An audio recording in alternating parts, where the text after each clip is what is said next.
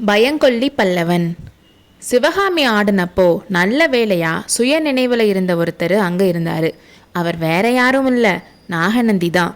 போதும் ஆயனரை நிப்பாட்டுங்க, இதுக்கு மேலே ஆடுனா சிவகாமி தாங்க மாட்டா, இந்த உலகமும் தாங்காதுன்னு பிக்ஷு சொன்னதை கேட்டு ஆயனருக்கு சுயநினைவு வந்து தாளம் போடுறத நிப்பாட்டினதும் சிவகாமியும் ஆடுறத நிப்பாட்டினா.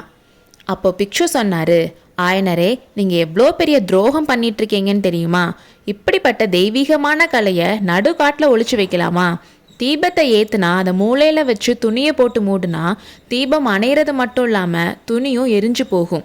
உலகமே பார்த்து பிரமிக்கிற அளவுக்கு திறமை இருக்குது சிவகாமி கிட்ட. நான் சொல்கிறத கொஞ்சம் கேளுங்க, என்னோட கிளம்பி வாங்க. நாகப்பட்டினத்தில் புத்த பிக்ஷுக்களோட மகா சங்கம் நடக்க போகுது. இதுக்காக எத்தனையோ நாட்டில இருந்து மக்கள் வராங்க. அங்கே உங்கள் மக ஆடட்டும், அவளோட புகழ் உலகம் முழுக்க பரவட்டும். அங்கேருந்து கிளம்பி உறையூர் போகலாம். பார்த்திபன்னு சோழ ராஜகுமாரன் இருக்கான், அவனுக்கு கலைகளில் தனி ஆர்வம் இருக்குது. சிவகாமியோட நடனத்தை மட்டும் அவன் பார்த்தா அவனோட மகிழ்ச்சிக்கு அளவே இருக்காது. அப்புறம் அங்கேருந்து கிளம்பி மதுரை போவோம். இப்போதான் மாரவர்ம பாண்டியன் இறந்து அவன் மகன் சடையவர்மன் ஆட்சிக்கு வந்திருக்கான்.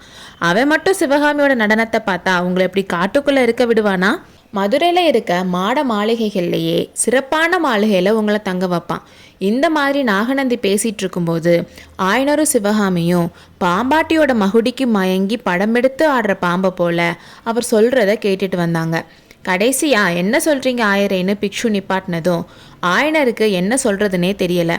அவரோட மனசில் சக்கரவர்த்தியோட கட்டளைக்கும் நாகநந்தி இப்போ சொல்கிறதுக்கும் ஒத்து போகிற மாதிரி இருந்துச்சு. இருந்தாலும் ஏதோ ஒரு விதமான தயக்கம் இருந்துச்சு. நான் என்ன சொல்ல, சிவகாமியை தான் கேட்கணும்னு சொல்லி சிவகாமியை பார்த்தாரு.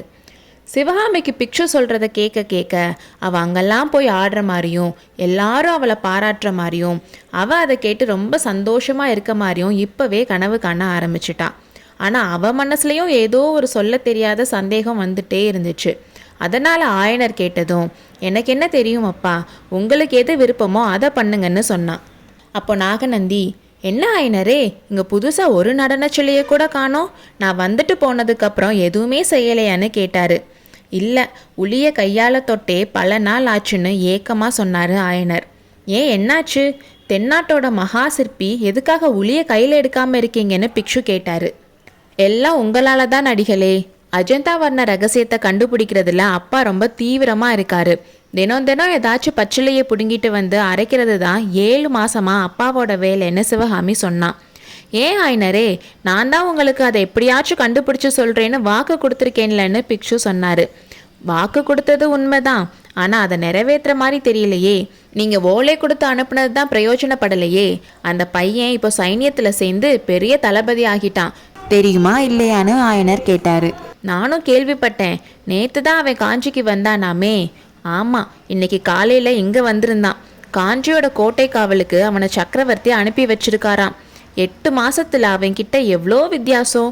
அடக்க ஒடுக்கமா பயத்தோட அன்னைக்கு உங்களோட வந்த பரஞ்சோதி எங்க, இன்னைக்கு காலையில் தளபதியாக வந்த பரஞ்சோதி எங்க? என்ன அகம்பாவம், என்ன கர்வம்!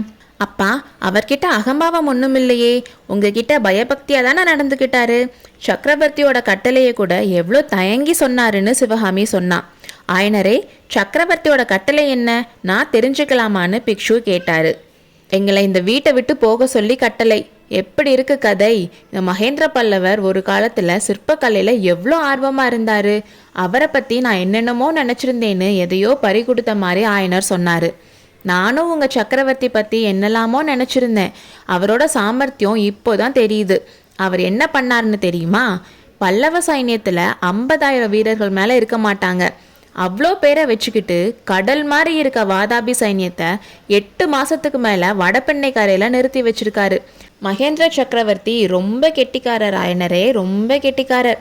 இருக்கட்டும், பரஞ்சோதி அவன் போன விஷயத்தை பற்றி ஏதாச்சும் சொன்னானா? ஓலையை என்ன செஞ்சானாம், அதை பற்றி நீங்கள் ஒன்றும் கேட்கலையான்னு பிக்ஷு கேட்டார். கேட்காம இருப்பேனா? பாவம், அவனுக்கு வழியிலேயே பெரிய ஆபத்து வந்துருச்சான். சளுக்க வீரர்கள் அவனை பிடிச்சிட்டு போயிட்டாங்களாம். எப்படியோ அவன் அவங்கக்கிட்ட இருந்து தப்பிச்சுட்டானா. அவனை பிடிச்சதும் ஓலையை மலை பள்ளத்தாக்கில் ஓடின அருவியில் தூக்கி வீசிட்டானா. புத்திசாலி பையன்னு சொன்னார் ஆயனர். புத்திசாலி தான், அதோட அதிர்ஷ்டசாலியும் கூட. முதலா அவன் ரோட்டோரமாக தூங்கிட்டு இருந்தப்போ பார்த்ததுமே இவன் ரொம்ப அதிர்ஷ்டசாலின்னு எனக்கு தோணுச்சு. ஆனால் நான் எதிர்பார்த்த அதிர்ஷ்டம் வேற. அடிகளே, பரஞ்சோதிக்கு இப்போ அதிர்ஷ்டம் ஒன்றும் கம்மியாக இல்லையேன்னு ஆயனர் சொன்னார். உங்களுக்கு தெரியாத ஆயனரே, இன்னும் எவ்வளோ பெரிய அதிர்ஷ்டம் அவனுக்கு வரதா இருந்துச்சுன்னு. ஏதோ ஒரு கிரகம் வந்து குறுக்க நின்றுருச்சு. நல்ல வேலை, இந்த அதிர்ஷ்டமே போதும். இன்னும் அதிகமாச்சுன்னா பையனுக்கு தலைக்கால் தெரியாமல் போயிரும்னு ஆயனர் சொன்னார். அஜந்தா வர்ண ரகசியத்தை தெரிஞ்சுக்காம வந்தனால பரஞ்சோதி மேலே ஒரு வெறுப்பு வந்துருச்சு ஆயனருக்கு. அப்போ சிவகாமி, அப்பா அப்பா, உங்களுக்கு செய்தி தெரியுமா? சக்கரவர்த்தி ஒருவேளை பல்லவ ராஜ்யத்தை மாமல்லருக்கு இல்லைன்னு சொல்லிட்டு பரஞ்சோதிக்கு கொடுத்தாலும் கொடுத்துருவாருன்னு ஜனங்க பேசிக்கிறாங்கன்னு கண்ணபிரான் சொன்னாருன்னு சொல்லி கலகலன்னு சிரிச்சா. யார் கண்ணபிரானா? அவன் கிடக்கிறான் பைத்தியக்காரன், இப்படித்தான் ஏதாச்சும் வளருவான்னு சொன்னார் ஆயனர். இல்லை ஆயனரே, இல்லை. சாரதி கண்ணபிரான் சொன்னது உளறல் இல்லை. அவன் சொன்னது மாதிரி நடந்தா எனக்கு ஒன்றும் ஆச்சரியம் இல்லை. காஞ்சி சிம்மாசனத்தில் பயங்கொல்லி பல்லவனை வச்சு பட்டம் கட்டுறதை விட பரஞ்சோதிக்கு ராஜ்யத்தை கொடுக்கறது தான் நல்லதுன்னு நாகநந்தி சொன்னார். அடுத்த அத்தியாயத்தில் சந்திப்போம்.